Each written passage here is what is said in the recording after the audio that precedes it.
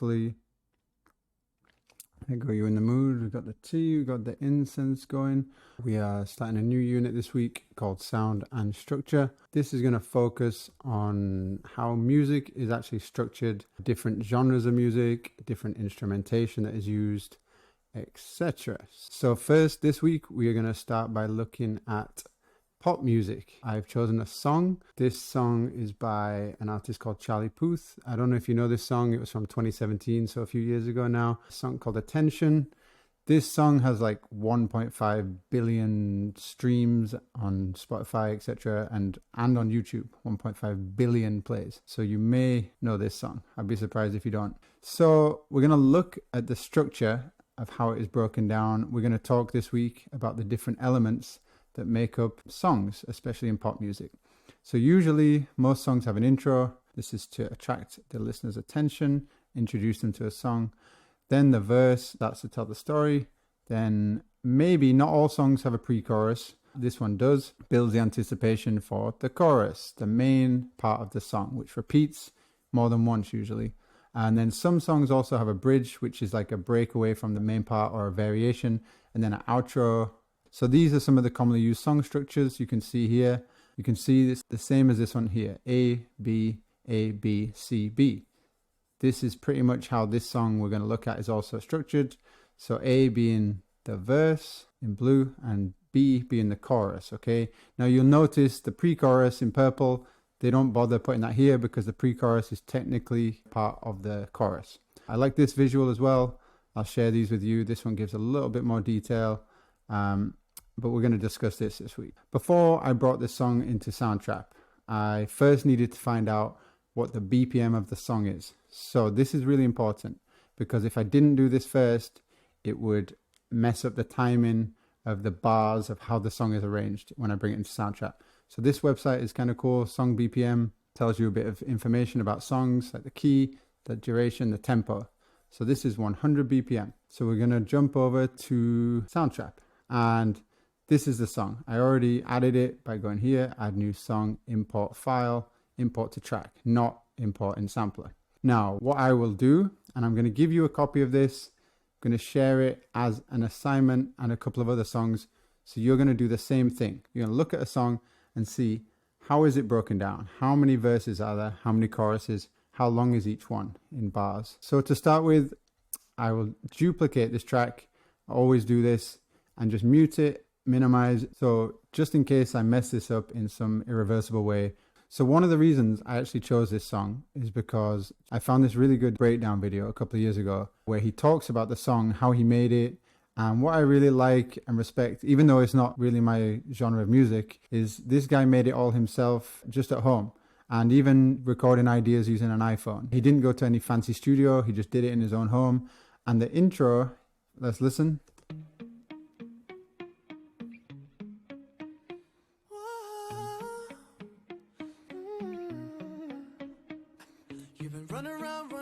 Yeah, the intro is a guitar part, which he explains in the video. He can't even play guitar. He actually just recorded different notes individually on the guitar and then put them in his software and chopped them up. I kind of respect that he's not even able to play guitar, but he still made this tune. So this is the intro. Now here, bar 5. Okay, this is where the verse starts. I'm going to make a chop here. There's 2 ways you can do this. You can either right click, split region, or you can see there's a shortcut. Command E on Windows, I think it's Control E. You need to make sure you're clicked on the file. So click on it. So you need to put the needle where you want. I'm going to put it here. Command E. There we go. Now the track is split. Now this bit was my intro. This is where the verse starts. So I'm going to duplicate. Okay, now I'm going to delete this one and delete this one. So now this is just the intro. Go ahead and rename this intro. Now this one, I'm not going to name it yet. I'm going to press play. And I'm going to find where the next bit starts.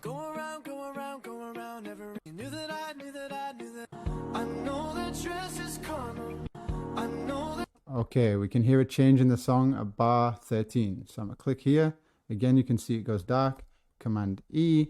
Now this is the verse. So now I'm going to duplicate again. Why is it not changing color? I'm gonna just change it myself. Now, same thing, delete this, delete this. So now I can name this one. This is the verse. Okay, so we have intro, verse. Now this section. Now this is not quite a chorus yet. This is what we call the pre-chorus. Let's listen when the chorus comes in.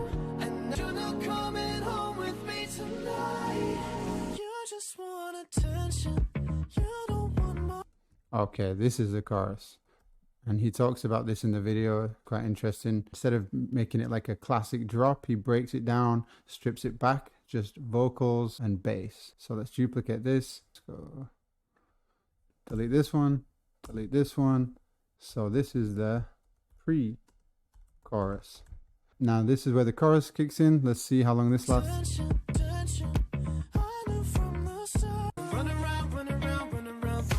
Okay, so now run around, run around. We go back here. So it's the verse again, but this time he's made it a bit different. Let's chop, duplicate, delete this one, delete this one. So now we can label this chorus. This is the chorus. Now this is the basic structure: verse, pre-chorus, chorus. And now let's listen here.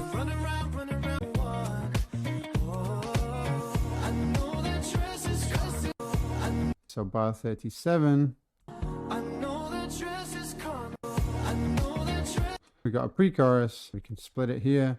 Now this time, instead of duplicating, so I can just go ahead and drag this up here. Because this is verse 2. Just has more instruments in it, but it's the same thing. So now we can move this up here. This is also the pre-chorus again. So now you can see, literally, apart from the intro so far, is 8 bars.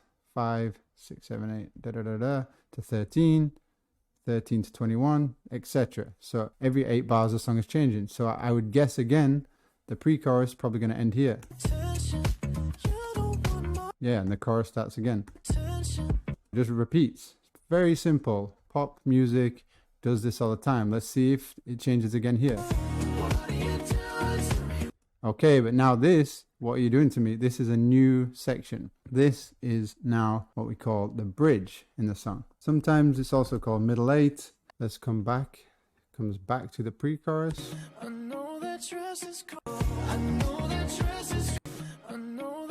It's the same section, but it's more broken down. Now, this is where he does something a little bit different in the song. Let's have a listen. What you expect, but you're not coming home with me tonight.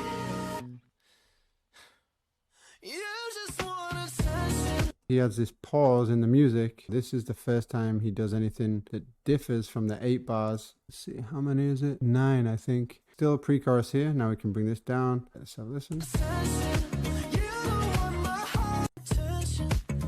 Okay, so the chorus again there.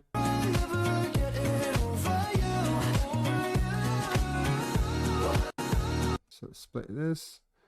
And this is actually the outro, but he uses the same section as the bridge. I have to zoom in a bit to make it move. So if we listen to this bit, the bridge over here. See, it's the same section, but he's used it as his outro. We could just leave this as bridge, or we could call it outro and put it in a different section, but it doesn't really matter too much in this. But you can see verse, pre-chorus, chorus, verse, pre-chorus, chorus, bridge, pre-chorus, chorus, outro. Start like I did. You can follow along, and then you're going to need to do it with some other tracks, okay? Don't forget, drop it in your process journal. Really important. I'll show you my process journal real quick. First, I use this as a visual for the structure of the song. So you can use this website. Go ahead, delete these, and then make it yourself. Intro, verse, pre-chorus, chorus, etc. I'll show you my process journal real quick. Mr. Ben's process journal, first week, song structure. Let's go down. You can see this is what I did. I did it earlier, but I just showed you again.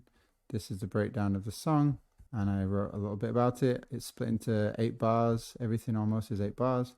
Then I used that website I just showed you to show organization, A, B, A, B, C, B. And then you could say C again at the end, or I just called it the outro.